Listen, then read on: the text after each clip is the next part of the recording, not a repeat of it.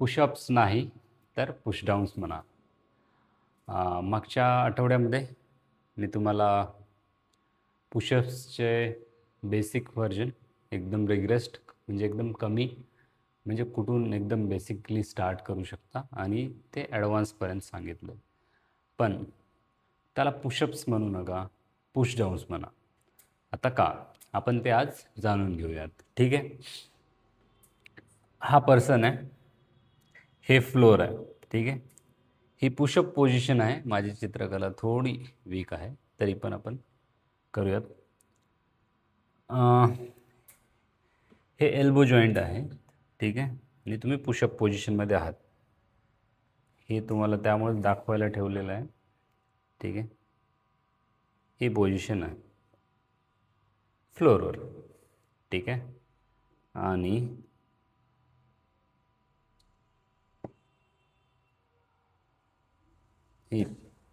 ही position आहे, ते बघू शकतो तुम्ही. ठीक आहे. तर याच्यामध्ये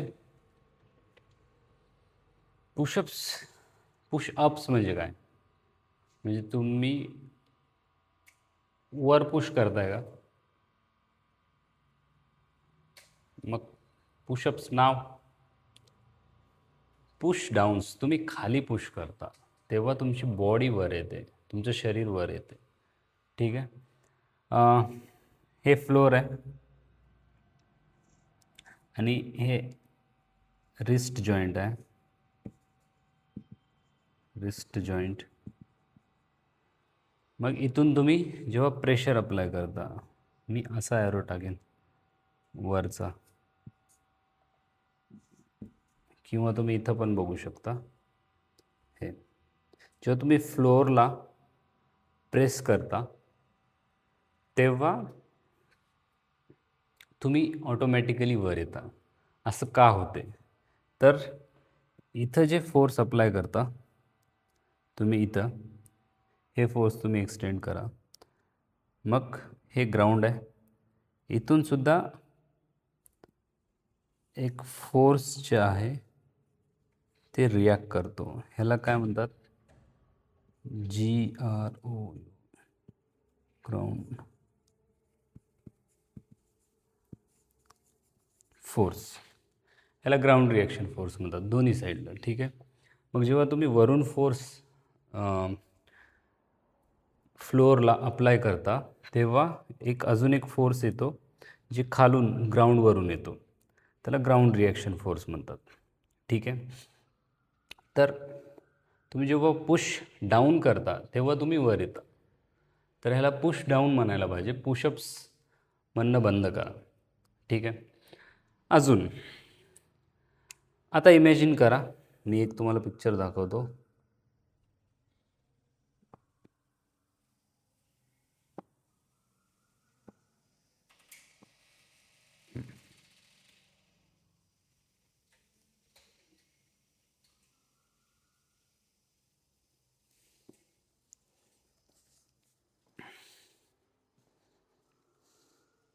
हे फ्लोअर आहे आणि ह्या व्यक्तीचे हात जे आहेत ते फ्लोअरवर नाहीत, हवेमध्ये आहेत.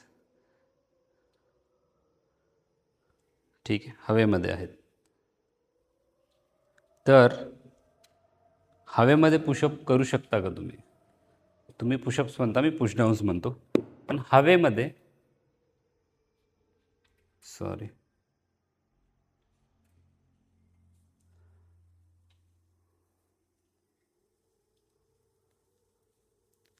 हवेमध्ये पुशअप्स करू शकता का तुम्ही?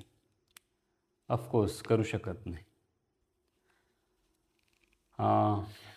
हवेमध्ये करू शकत नाही. समजा विचार करा, तुम्ही अवकाशात आहात, आकाशात आहात आणि तिथे पुशअप्स करू शकता का? आकाशामध्ये. आकाशामध्ये सुद्धा पुशअप्स करू शकत. का? तर तिथं फ्लोअर नाही. ठीक आहे.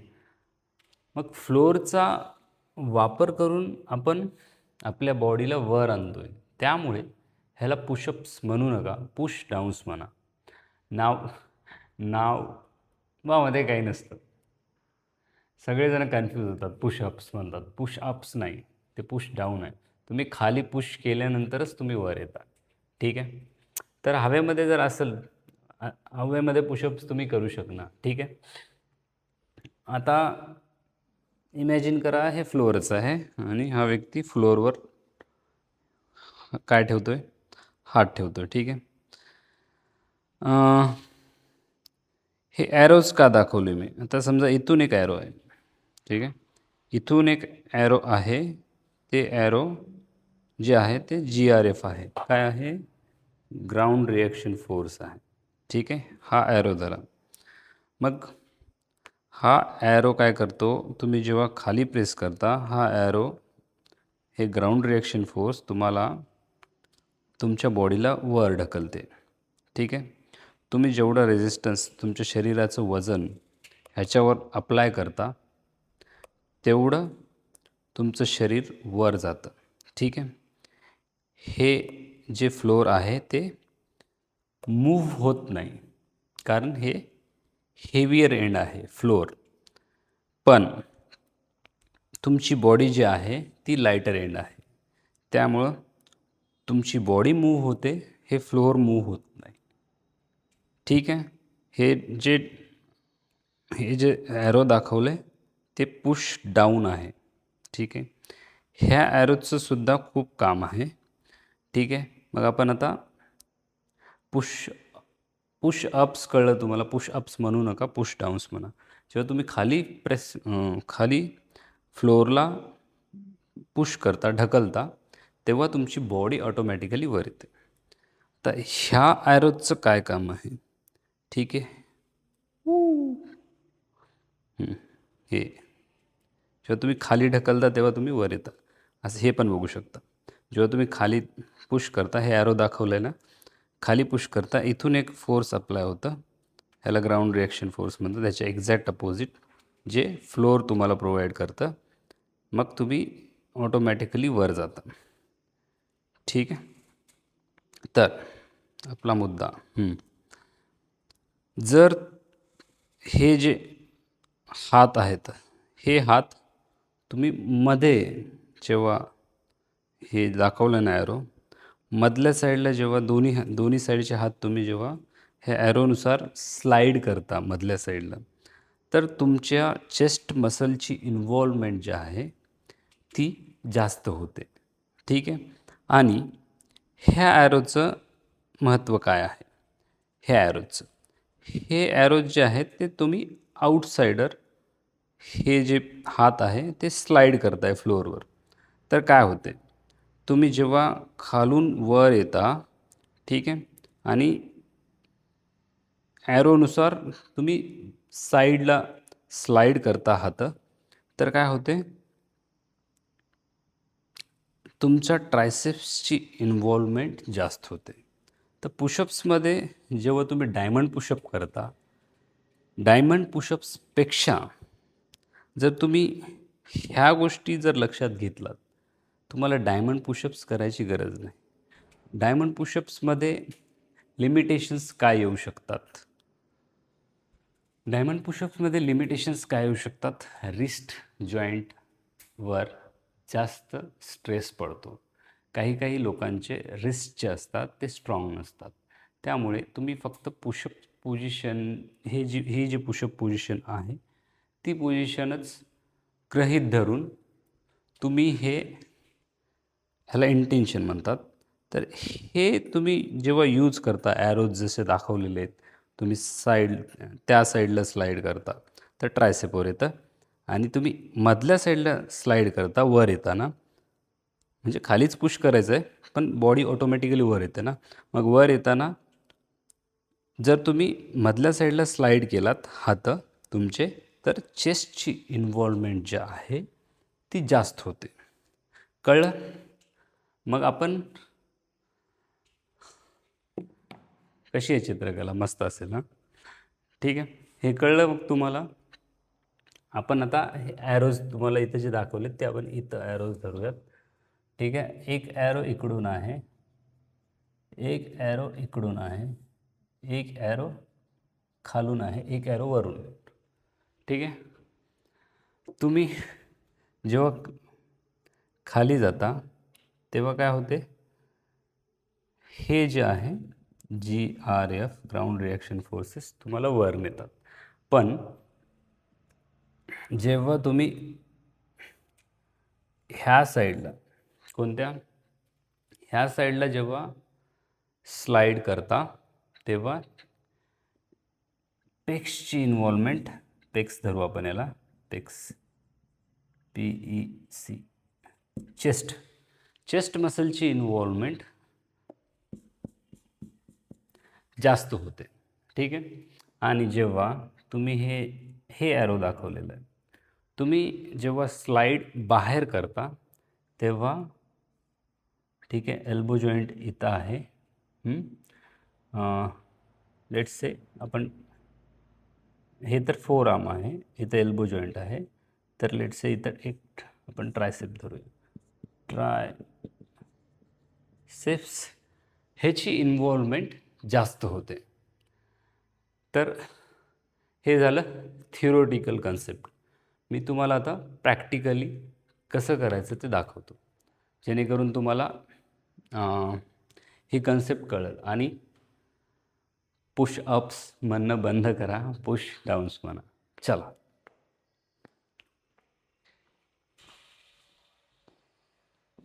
इथं बेस्ट व्ह्यू आहे त्यामुळे मी इथंच दाखवतो. ठीक आहे, थोडं खाली करून घेऊया.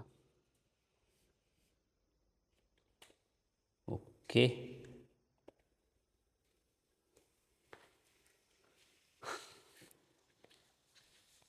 तर बघा, आता पुशअप्स करताय आपण, तर पुशअप्स नाही, पुश डाऊन्स म्हणा. हँडची पोझिशन, कोणाकोणाला शोल्डरची इंजुरीज असते, कोणाला ट्रायसेपमध्ये पेन असते, कोणाला रेस्टमध्ये असते. तर हे लिमिटेशन्स झालं, त्यांच्यासाठी पुशअप्स करणं योग्य राहणार नाही. आणि अजून थोडं पुढे जाऊया. चला, पुशअप्स जे आहे, पुशअप्स म्हणू नका, पुश डाऊन्स म्हणा. ठीक आहे.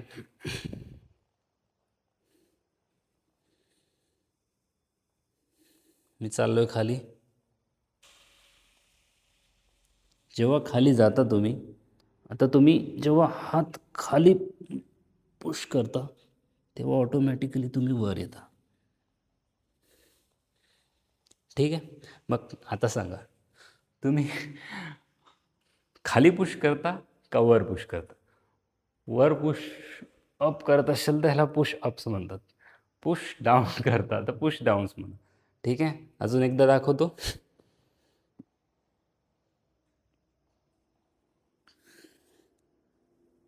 Push down down down down down down down. Yes. तर हे झालं पुश डाऊन्स. याच्यामध्ये जवळपास तुमचे chest muscle, shoulder muscle, tricep muscle हे सगळे इन्व्हॉल्व होतात.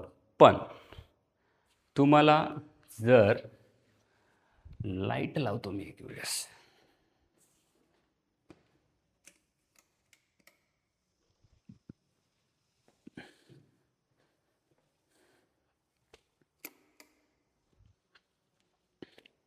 तुम्हाला जर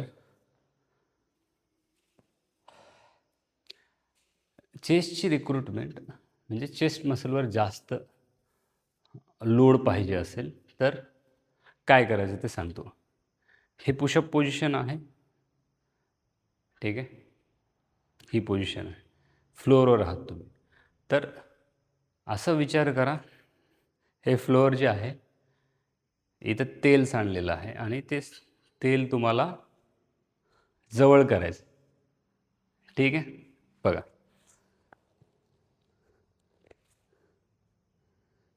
आता हे जवळ करत असताना हे सरफेस जर स्लिपरी असेल, घसरणारा असेल, तर काय होते, तर तुम्ही फास्ट, तुमचे हात जे आहेत ते चांगलेच घसरतात. पण अजून एक फोर्स ॲक्ट होत असतो जेव्हा तुम्ही इकडं स्लाईड करता फ्रिक्शन म्हणतात त्याला. आपले हात आणि या फ्लोअरचं जे कनेक्शन होतं तिथं अजून एक फोर्स क्रिएट होतो, त्याला फ्रिक्शन म्हणतात. ठीक आहे. त्यामुळे बघा, आता मी तसं इंटेन्शन ठेवतो. आपल्याला काय करायचं, स्लाईड इन करायचं आहे ना. मग आता मी खाली गेलो. ठीक आहे. आणि वर येताना मी स्लाईड करत करत करत करत करत करत करत करत करत करत करत वर आलो. तर इन मध्ये जेव्हा स्लाईड करता तर चेस्टची जी रिक्रुटमेंट आहे, चेस्ट मसल जे आहेत ते जास्त ताणल्या जातात किंवा त्याच्यावर जास्त लोड पडतो. ठीक आहे. आता स्लाईड बाहेर करायचं तुम्हाला. स्लाईड बाहेर केल्यानंतर काय होईल, स्लाईड जर तुम्ही बाहेर केलात तर ट्रायसेप्स जे मसल्स आहेत त्याची इन्व्हॉल्वमेंट जास्त होते. बघा, अजून परत इमॅजिन करा, आता तेल सांडलेलं आहे आणि ते तेल जे आहे ते तुम्हाला बाहेर साईडला सारवायचं आहे किंवा बाहेर काढून द्यायचं आहे साईडला, ह्या साईडला आणि ह्या साईडला. ठीक आहे. बघा, पोझिशन सेमच आहे. ठीक आहे. आणि मी खाली जातो आणि वर येताना स्लाइड बाहेर करतो.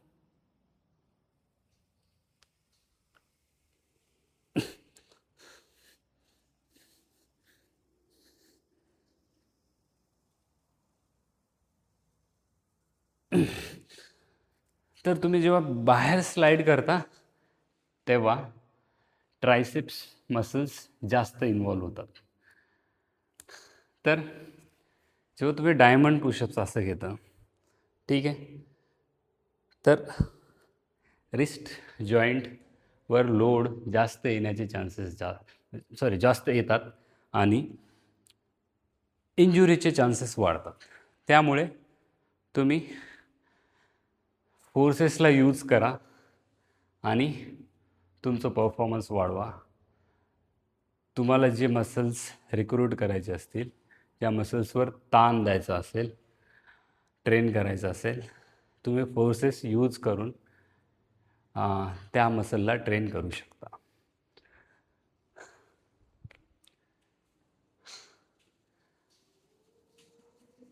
ठीक आहे.